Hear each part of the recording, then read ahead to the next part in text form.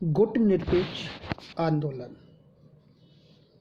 इसके अंतर्गत हम इसकी आलोचना या इसकी कमजोरियों के ऊपर चर्चा करेंगे। ये topic BA third year paper second का है। गुट निरपेक्षता की क्या आलोचनाएं हैं या इसकी क्या कमजोरियां हैं, इस सिलसिले में हम निम्न तर्क दे सकते हैं। पहला जो पॉइंट है, अवसरवादी और काम निकालने वाली नीति। पश्चिमी आलोचकों के अनुसार गुट निरपेक्षता एक अवसरवादी और काम निकालने वाली नीति रह गई है। गुट निरपेक्ष देश सिद्धांतहीन है कि साम्यवादी और गैर साम्यवादी गुटों के साथ अपने संबंधों के संबंध में वे दोहरी नीति का प्रयोग करते हैं और यह कि उनका उद्देश्य पश्चिमी और साम्यवादी दोनों गुटों से अधिक लाभ प्राप्त करने का और जिसका पलड़ा भारी हो उसकी ओर मिल जाने का रहता है। दूसरा पॉइंट है सिद्धांत अव्यवहारिक नीति।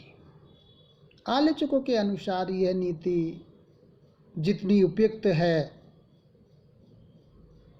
उससे बहुत भिन्न है और सिद्धांत चाहे कितने ही गुण क्यों न हो, व्यवहारतः यह कई तरह से विफल हुई है।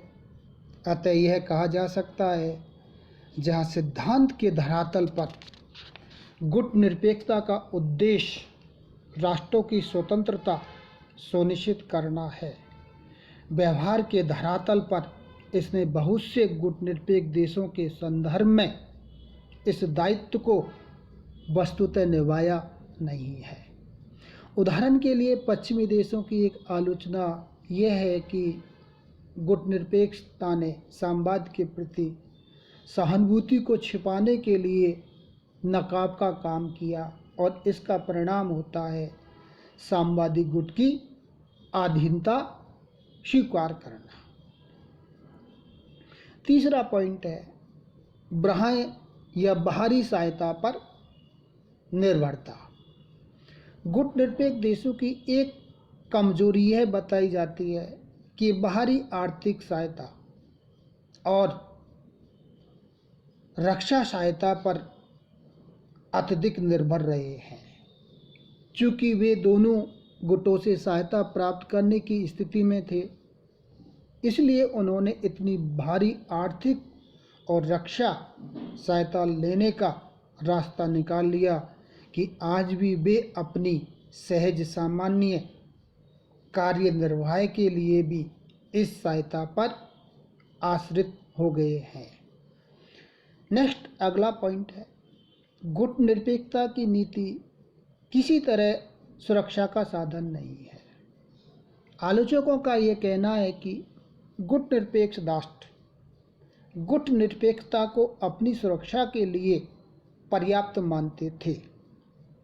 वे अत्यंत विशाल रक्षा व्यवस्था रखेंगे तो उनकी गुट निरपेक्षता सुरक्षित नहीं रह पाएगी और यदि वे बाहर से सैनिक सहायता स्वीकार करेंगे तो उनकी गुट निरपेक्षता का स्वरूप शुद्ध नहीं रह पाएगा। सन 1962 में भारत पर चीन के आक्रमण ने भारत के लोगों को यह अनुभव करा दिया कि वर्तमान राष्ट्र समाज में जो सर्वदा आदर्श नहीं है, कोई भी चीज़ किसी देश की सुरक्षा का प्रमाण नहीं हो सकती। गुट निरपेक्षता भी नहीं। उपयुक्त सैन्य शक्ति रखने के साथ गुट निरपेक्षता की कोई असंगति नहीं है और बाहरी आक्रमण से मुकाबला करने के लिए बाहर से सैनिक सहायता स्वीकार करना भी कोई गलत काम नहीं है। चीनी आक्रमण के दौरान भारत के लोगों ने यह भी अनुभव किया कि अन्य गुटनिरपेक्ष देशों में सबको भारत के साथ सहानुभूति नहीं थी, जबकि बहुत से ऐसे देशों ने जो पश्चिमी गुटों के साथ बंधे हुए थे या तो भारत के प्रति सहानुभूति दिखाई या चीनी आक्रमण का मुकाबला करने में भारत की सहायता की। नेक्स्ट, अगला पॉइंट 5वां, संकुचित नीति। विदेश नीति का क्षेत्र इतना व्यापक है कि उसे गुटनिरपेक्षता की नीति में बांधा नहीं जा सकता। गुटनिरपेक्षता का दायरा बहुत सीमित है। गुटों से बाहर क्रियाशील होने की कल्पना इस अवधारणा में है नहीं, इस अवधारणा में है ही नहीं। सारी नीति गुटों की राजनीति के आसपास घूमती रहती है।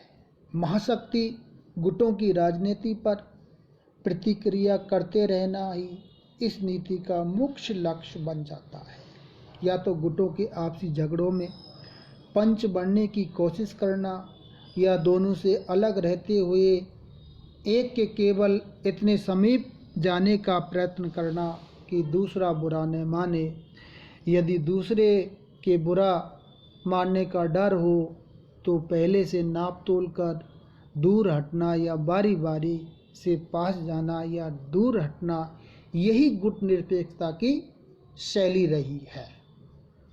छठा पॉइंट है राष्ट्रहित के बजाय नेतागिरी की नीति। कतिपय आलोचकों उसे ऊर्ध्वमूल नीति कहते हैं। ऐसी नीति जिसकी जड़ें ऊपर है, नीचे नहीं है, अपने देश में नहीं है, राष्ट्रहित उसके केंद्र में नहीं है, उससे राष्ट्रहित हो जाए यह अलग बात है। उसके केंद्र में नेतागिरी की भावना रही है। मोर का नाच, पाम कितने ही कमज़ोर हो, गंदे भी, लेकिन पंख फैलाकर नाच होना चाहिए। दुनिया के मंचों पर नेतागिरी चमकनी चाहिए। अगला पॉइंट है इस नीति द्वारा अंतर्राष्ट्रीय राजनीतिक व्यवस्था में उल्लेखनीय परिवर्तन नहीं। आलोचकों का कहना है कि गुटनिरपेक्षता की नीति के द्वारा अंतर्राष्ट्रीय राजनीतिक व्यवस्था में जो शक्ति संतुलन के सिद्धांत पर चल रही है, यह कोई उल्लेखनीय परिवर्तन करने में भी असमर्थ रहे हैं। जब तक शीत युद्ध चलता रहा, दुनिया प्रमुख शिविरों में बटी रही। इन शिविरों ने भारत, मिस्र या यूगोस्लाविया के कहने से अपनी नीति में कहीं कोई परिवर्तन नहीं किया। भारत के विरोध के बावजूद अमेरिकी सेनाओं ने कोरिया में कब्जा किया, चीन ने तिब्बत पर कब्जा किया, लेबनान ने अमेरिकी फौजों और हंगरी व चेकोस्लोवाकिया में सोवियत फौजें घुसी। 1962 में क्यूबा के सवाल पर अमेरिका और सोवियत संघ में टक्कर होते होते बच गई, लेकिन उसका कारण गुटनिरपेक्ष देशों का दबाव नहीं था। नेक्स्ट पॉइंट है 8वां,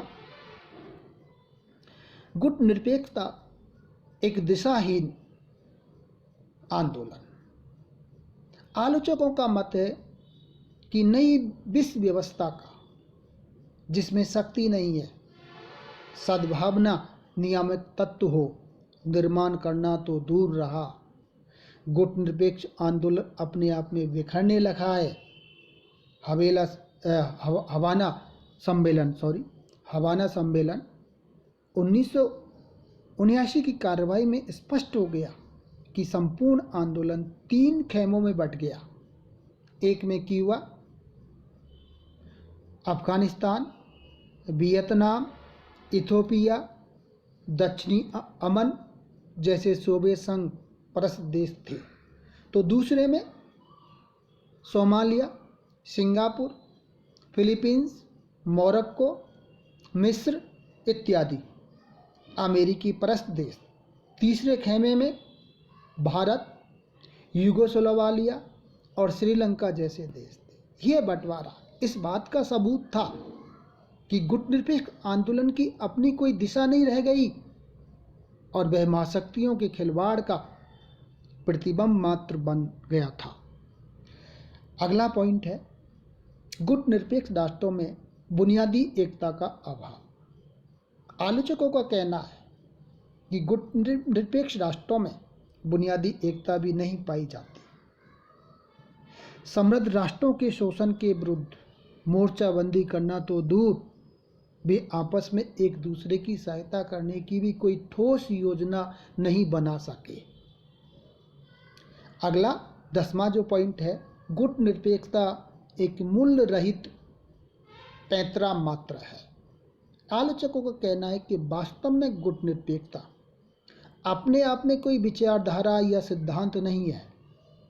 गुटनिरपेक्ष आंदोलन ने